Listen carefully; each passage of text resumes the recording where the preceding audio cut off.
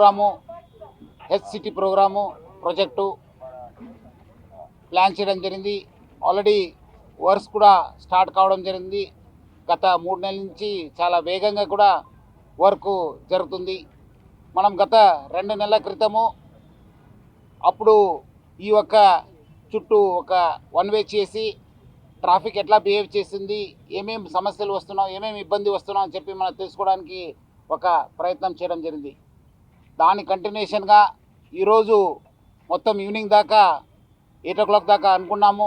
ఈ యొక్క మొత్తం వన్ వే చేస్తే ఎట్లా ట్రాఫిక్ బిహేవ్ అవుతుంది, ప్రజలకు ఏమి ఇబ్బంది అవుతుంది, మనకేమో సమస్యలు వస్తున్నావు, ఏం చేస్తే బాగుంటుందని చెప్పి తెలుసుకోవడానికి ఈ యొక్క సెకండ్ పైలట్ని మనము రన్ చేయడం జరుగుతుంది. ఎందుకంటే మనము లాస్ట్ టైంకి అప్పుడు సమ్మర్ ఉండడంతో వెహికల్ ట్రాఫిక్ కూడా కొంచెం తక్కువ ఉండింది. ఈరోజు చూస్తుంటే ట్రాఫిక్ ఎక్కువ ఉంది. సో దాన్ని బట్టి కూడా మనకు సమస్యలు ఏం వస్తున్నావు, ఎందుకంటే బిజీ డే ఇంకా మనకు ఎక్కువ ట్రాఫిక్ ఉంటుంది. సండే అయింది ఇంకా తక్కువ ఉన్నా, బట్ బిజీ డే ఇంకా ఎక్కువ ట్రాఫిక్ ఉంటుంది. సో దాన్ని స్టడీ చేసి మనము ఈవినింగ్ 8 o'clock దాకా చేస్తానా, ముందునే రిలాక్స్ చేస్తాను అనేది మనము సమస్య మా దృష్టికి వచ్చిన తర్వాత దాన్ని ప్లాన్ చేస్తాను. ప్రజలందరూ కూడా బాగా సహకరించారు. అప్పుడు నేను మనము చేసిన 2 అవర్స్కి పైలట్లు కూడా బాగా సహకరించారు. చాలామంది కూడా మనకు సజెషన్స్ కూడా ఇవ్వడం జరిగింది, ఇట్లా చేస్తే బాగుంటుంది, ఇట్లా చేస్తే అని చెప్పడం జరిగింది. మనకు కూడా సమస్యలు రావడం జరిగింది. మనకు కూడా కన్సర్న్డ్ కాంట్రాక్టర్తో కూడా మాట్లాడి ఎక్కడెక్కడ మనకు సివిల్ వర్క్స్ కావాలి అది కూడా చెప్పడం జరిగింది. సో ఈరోజు మనం పబ్లిక్ అందరు కూడా కోరుతున్నాను, మనం చాలా చోట్ల కూడా అడ్వైజరీ ఇవ్వడం జరిగింది. Please follow advisories. మీరు మళ్ళీ ఎందుకంటే చాలామంది లెఫ్ట్ నుంచి రైట్ నుంచి లెఫ్ట్ వస్తున్నారు. కొంచెం ఇనిషియల్ ఉండడంతో కొంచెము మనము క్లారిటీ రావడానికి కొంచెం టైం పడినా, but I request public please go through the advisories, please go through the signages. ఎందుకంటే ఇది ఒకసారి మనం కంప్లీట్ చేస్తే it will be very very easy. ఎందుకంటే ఈ భాగంలో ఈ యొక్క చుట్టూ ఆల్మోస్ట్ 7 ఫ్లైఓవర్స్ వస్తున్నావు, 7 అండర్ పాసెస్ వస్తున్నావు ఒకసారి. ఎందుకంటే ఇది చాలా సంవత్సరం నుంచి ఈ ప్రజలు ఆశించారు. ఇది ఒకసారి చుట్టూ అయిపోతే మొత్తం ట్రాఫిక్ అవుతుంది. కొంచెము లాంగ్ జర్నీ కావచ్చు కానీ బట్ ఎక్కడ కూడా కంజెషన్ ఉండదు, ఎక్కడ కూడా టైం వేస్ట్ ఉండదు. అందరి సాఫ్గా మనము ట్రాఫిక్ కంటిన్యూ అవుతుంటుంది. సో ప్రజలందరూ కూడా సహకరించాలని చెప్పి కోరుతున్నాను. ఎక్కడెక్కడ మనకు లెఫ్ట్ టర్న్స్ ఉన్నావు, ఎక్కడెక్కడ మన అడ్వైజర్ ఉన్నావు, సైనేజెస్ ఉన్నావు, దాన్ని ఫాలో చేయాలని చెప్పి ప్రజలందరూ కూడా కోరుతున్నాను. సార్, ఫస్ట్ ట్రయల్ రన్ లో ఎటువంటి అంశాలను మీరు ఐడెంటిఫై చేయడం జరిగింది? ఆ తర్వాత రోడ్ల కంజెస్టెడ్ ఉన్న ప్లేసుల్లో కూడా కొంత దాన్ని కుదించడము, కొంత వైల్డ్ ఎక్కువ చేయడం కూడా చేశారు. సో ఇప్పుడు దీన్ని అబ్జర్వ్ చేసుకునే విధంగా ముందుకు ఇప్పుడు కూడా నేను వచ్చే సమయంలో చూశాను. అది మీరు అన్నట్లు ఇంకా కొంచెం మనం పొడవు ఇవ్వాల్సి వస్తుందేమో, కొంచెం పబ్లిక్ కూడా స్పేస్ ఇవ్వాల్సి వస్తుందేమో. కొన్ని చోట్ల రోటరీస్ అంతా అప్పుడు వచ్చినప్పుడు రోటరీస్ కూడా కట్ చేశాను, అప్పుడు కొంచెం కాలేదు, ఇప్పుడు రోటరీస్ కూడా కట్ చేశాను, కొంచెం స్పేస్ క్రియేట్ చేశాను. కానీ ఇంకా కొంచెం స్పేస్ క్రియేట్ చేస్తే బాగుంటుందేమో అనిపిస్తుంది. సో అట్లానే కొన్ని రోడ్లు ఒక ఆ సైనేజెస్ ఫాలో చేయకపోవడం వల్ల ఒక లైన్ ఖాళీ ఉంటుంది, ఒక లైన్ ఫుల్ రష్ ఉంటుంది. సో ఆ సైనేజెస్ చాలా పాటించాలని చెప్పి నేను కోరుతున్నాను. ఎందుకంటే ఒక రోడ్లో ఖాళీ ఉంది, ఒక రోడ్డు ఫుల్ అయితే మళ్ళీ ఎక్కడో దగ్గర కంజెషన్ అయ్యే అవకాశం ఉంది. అక్కడ జూబ్లీ చెక్ పోస్టులు కావచ్చు, ఇక్కడ మన కేబీఆర్ దగ్గర కావచ్చు. అట్లానే మనకు అక్కడ బస్సు తారకరామ్ దగ్గర అగ్రసేన దగ్గర కూడా కొంచెము సైనేజెస్ ఫాలో చేయకపోవడం వల్ల అక్కడ ఆఫీసర్స్ అంటున్నారు కొంచెం కంజెషన్ ఉందని చెప్తున్నారు. సో అందరు కూడా ఎక్కడెక్కడ ఈ అడ్వైజరీస్ ఉన్నాము, ఎక్కడెక్కడ మన సైనేజెస్ ఉన్నాము అక్కడ అది ఖచ్చితంగా పాటించాలని చెప్పి నేను కోరుతున్నాను. ఎందుకంటే ట్రాఫిక్ ఇట్లా పోతుంటే వీళ్ళు వచ్చి మధ్యలో దూకోవడం వల్ల ఈ ట్రాఫిక్ ఆగే అవకాశం ఉంటుంది, అందరు టైం వేస్ట్ అవుతుంది. సో ఒకసారి వాళ్ళు ఏ లైన్ ఎంటర్ కావాలి, ఏ లైన్ నుంచి ఎగ్జిట్ కావాలని చెప్పి వాళ్ళు తెలుసుకుంటే దెన్ అది సాఫ్గా వెళ్ళిపోతుంది.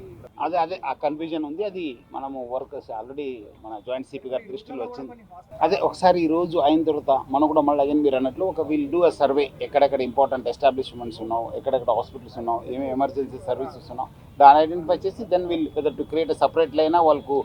వాళ్ళు వచ్చినప్పుడు మనము ఆల్రెడీ మనకు ఇక్కడ ట్రాఫిక్లో మంచి సిస్టమ్ ఉంది, అంబులెన్స్ వాళ్ళతోనే మనం రెగ్యులర్ కోఆర్డినేట్ చేస్తుంటాం. అట్లా ఉన్నప్పుడు మనము ఎట్లా చేస్తే బాగుంటుందని చెప్పి ప్లాన్ చేస్తాను. ట్రయల్ వన్ లో భాగంగా ఈ రోడ్డుకి సంబంధించి జిహెచ్ఎంసీ అధికారులతో కోఆర్డినేట్ అయ్యి ఎక్కడెక్కడ ఇది చేయాలి వర్క్ అనేది అని అన్నారు. ఆ ట్రయల్ వన్ తర్వాత ఏ ప్రాంతాల్లో మీరు ఎక్కువగా ఈ కంజెస్టెడ్ సంబంధించి అగ్రసేన సర్కిల్ అన్నీ చూపారు? సో దీన్ని ఫర్దర్ ఏ విధంగా ముందుకు తీసుకెళ్తారు? ఫస్ట్ మనకి ఈ ప్రాజెక్ట్ డిజైన్ చేసి గ్రౌండ్ చేసేటప్పుడే ఎక్కడ ప్రజలకి చాలా ఇబ్బంది తక్కువ ఉంటుందో ఆ ప్లేసెస్లో ఫస్ట్ ట్రయల్ చేస్తామని చెప్పి సిపి గారు ఆదేశాల మేరకి జిహెచ్ఎంసీ ఆఫీసర్స్, ఇంజనీర్స్, ఐబిఐ సంస్థ వాళ్ళందరూ స్టడీ చేసి రోడ్ నెంబర్ 2లో క్యారేజ్ వే ఎక్కువ ఉన్న ప్లేసులు ఫస్ట్ పిల్లర్కి అలౌ చేయడం జరిగింది. తర్వాత మనం చూసిన మా ప్యాటర్న్ అక్కడ కంజెషన్ అవ్వడము, అది ఇక్కడ కేబీఆర్ మీద మనకి ఈ జంక్షన్ మీద ఇబ్బంది పడడము. దెన్ అది ఒక 15-20 డేస్లో అది మనకి దాదాపు రెగ్యులర్ అయింది. తర్వాత నెక్స్ట్ పిల్లర్స్కి పర్మిషన్ ఇచ్చినాం. ఆ టెంపుల్ దగ్గర మనకి వెడల్పు తక్కువ ఉండడం వల్ల రోడ్ నెంబర్ 2లో అది మాత్రం వదిలేసి ఇటు సైడ్ ఒక 3 పిల్లర్స్కి పర్మిషన్ ఇచ్చినాం. సో ఇప్పుడు మనకి ప్రస్తుత పరిస్థితి ఏంటంటే పంజగుట్ట నుంచి వచ్చేటప్పుడు దాదాపు సాగర్ సొసైటీ సిగ్నల్ వరకు టైల్ ఎండ్ మెయింటైన్ అవుతున్నాయి. ఇక్కడ బసవతారకం దగ్గర నుంచి వచ్చేటప్పుడు ఈ కేబీఆర్ సిగ్నల్ పడితే అది దాదాపు బసవతారకం దగ్గర ఉంది. అండ్ పీక్ టైంలో ఇంకా జంక్షన్ వరకు వెళ్ళిపోతూ ఉంది.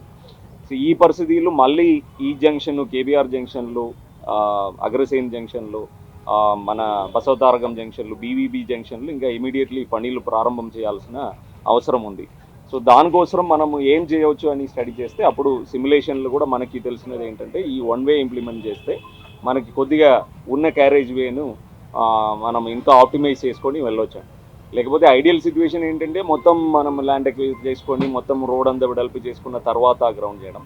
ఆ ఐడియల్ సిచ్యువేషన్ పరిస్థితి లేదు. కేసెస్ కూడా మధ్యలో వచ్చినాయి, స్టేస్ కూడా వచ్చినాయి. కాబట్టి ఉన్న పరిస్థితులు క్యారేజ్ వేని ఆప్టిమైజ్గా మనం యూటిలైజ్ చేయడానికి ఏం చేద్దామంటే ఈ వన్ వే మనకి చేస్తే బెటర్ అని తెలుసుకొని లాస్ట్ April 5th సిపి గారు స్వయంగా వచ్చి ఆ టీమ్స్ అంతా మనం డిప్లాయ్ చేసి 2 hours ట్రయల్ రన్ చేసినాము. ఆ 2 hours మాకు ఆ ఇంటర్చేంజెస్ ప్రాబ్లమ్స్ తెలిసినాయి. ఇందాక సిపి గారు చెప్పినట్టు ఇప్పుడు కేబీఆర్ నుంచి మన బసవతారకం వెళ్ళేటప్పుడు ఒకవేళ రైట్ ఆర్మ్లు వచ్చేవాళ్ళు 1/10కి అంటే రోడ్ నెంబర్ 10కి వెళ్ళాలంటే వాళ్ళు కేబీఆర్కి బసవతారకం మధ్యలో వాళ్ళు లెఫ్ట్ లైన్కి వచ్చేసేయాలి. అక్కడ ఒక 100 meters వాళ్ళకి ఇంటర్చేంజ్ కోసం ప్లేస్ ఇవ్వాలి. అది మనం జిహెచ్ఎంసీ వారిని కోరడం జరిగింది.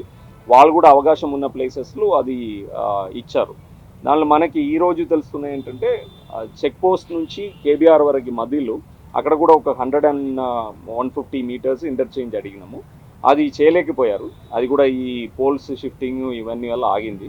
ఇప్పుడు ట్రయల్ రన్ కాబట్టి అది పర్వాలేదు. బట్ పర్మనెంట్గా మనం ఇంప్లిమెంట్ చేసేటప్పుడు అది కూడా ఒక 150 meters ఆ ఇంటర్చేంజ్ పెడతాం. సో దట్ చెక్ పోస్ట్ నుంచి ఇక్కడ కేబీఆర్ వచ్చి రోడ్ నెంబర్ 2కి వెళ్ళేవాళ్ళు రైట్ ఆర్మ్లో ఉండాల్సిన అవసరం లేదు. ఇప్పుడు ఏం ప్రాబ్లం అవుతుందంటే మనకు రైట్లు వచ్చి ఇక్కడ జంక్షన్లు లెఫ్ట్ తీసుకోవడం వల్ల కాన్ఫ్లిక్ట్ వస్తుంది, అక్కడ జనాలు ఆగాల్సిన పరిస్థితి వస్తుంది. అండ్ పెడస్ట్రైన్స్కి మనకి ఇంత ముందుకు సిగ్నల్ ఉన్నప్పుడు వాళ్ళు ఈజీగా క్రాస్ అవుతుండే. చెక్ పోస్టులు, కేబీఆర్ పార్కులు పెడస్ట్రైన్ సిగ్నల్స్ ఆపరేట్ చేస్తాం. మనం పర్మనెంట్గా ఇంప్లిమెంట్ చేసేటప్పుడు కూడా పెడస్ట్రైన్ సిగ్నల్స్ ఎక్కడైతే మనం ఇవ్వాలో అది కూడా ఈరోజు ఐబీఐ వాళ్ళు స్టడీ చేస్తున్నారు. ఆ సిగ్నల్ ఎక్స్పర్ట్స్ స్టడీ చేస్తున్నారు. ఎంత 10 seconds ఇవ్వాలా, 15 seconds ఇవ్వాలా వాళ్ళు క్రాస్ చేయడానికి అన్నది అది కూడా ఈరోజు స్టడీ జరుగుతుంది. అండ్ డ్రోన్ విజువల్స్ కూడా తీసుకున్నారు.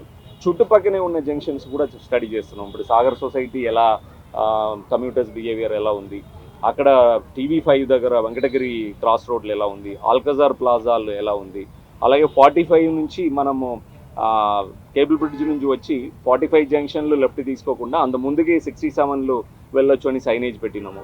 అది ఎలా జనాలు వాడుకుంటున్నారు, ఒకవేళ వాడుకుంటున్నారంటే ఇలా స్మూత్గా వెళ్తుందా లేదా, ఇవి చిన్న అని స్టడీ చేస్తాము. ఎప్పటివరకు మనకి ఇన్పుట్ మ్యాక్సిమం వస్తుందో అప్పుడు సార్ పర్మిషన్ తీసుకొని క్లోజ్ చేసుకొని మళ్ళీ పర్మనెంట్ దానికి ప్రిపేర్ అవుతాం.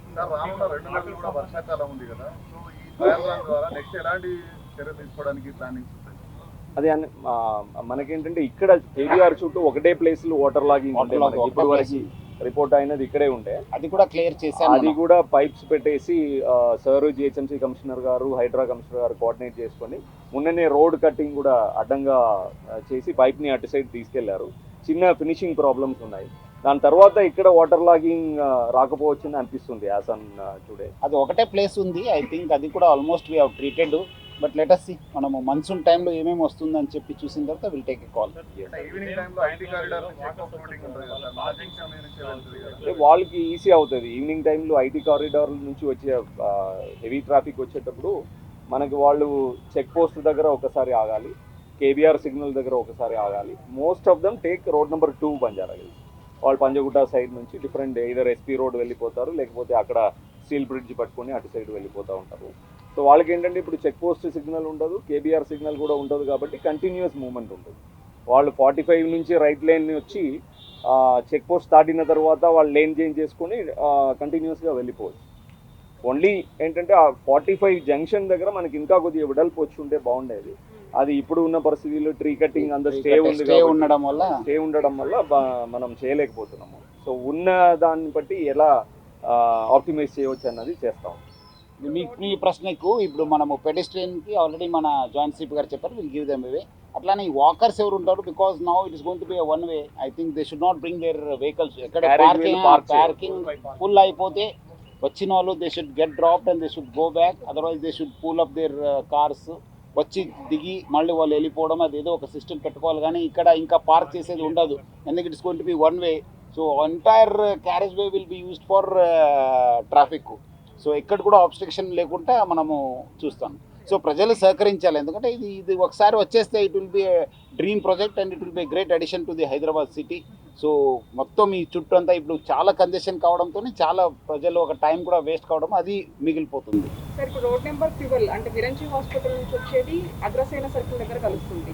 సో ఆ వే చాలా ఎక్కువ ట్రాఫిక్ గా ఉంటుంది ఈవినింగ్. సో దాన్ని ఏ విధంగా ఓవర్కమ్ అవుతుంది అది చెప్పను. అగ్రసైన్ రోటరీ చాలా తగ్గించిన తర్వాత మనకి అగ్రసైన్ దగ్గర ఆ మూమెంట్ ప్రాబ్లం లేదు. ఇక్కడ మన బసవతారకం నుంచి వెళ్ళేది రోడ్ నెంబర్ 12 నుంచి వచ్చేది అక్కడ మర్జ్ అయ్యి వెళ్ళాలి. సో జంక్షన్ దగ్గర రోటరీ తగ్గించడం వల్ల ప్రాబ్లం ఎక్స్పెక్ట్ చేయట్లేదు. కొద్దిగా ప్రాబ్లం ఎక్కడ వస్తుంది అంటే ఒమేగా దగ్గర వస్తుంది. Because Omega lotus pond side నుంచి ఎమ్మెల్యే కాలనీ సైడ్ నుంచి వచ్చే వాళ్ళు అక్కడ వాళ్ళు లెఫ్ట్ తీసుకోవాలి. అగైన్ ఇక్కడ నుంచి వెళ్ళే ట్రాఫిక్ కూడా అక్కడ మర్జ్ అయ్యి వెళ్ళాలి. అక్కడ ఒక బస్ స్టాండ్ కూడా ఉంది. సో ఆ బస్ స్టాండ్ కూడా కొద్దిగా ముందుకు షిఫ్ట్ చేయాల్సిన అవసరం ఉంది.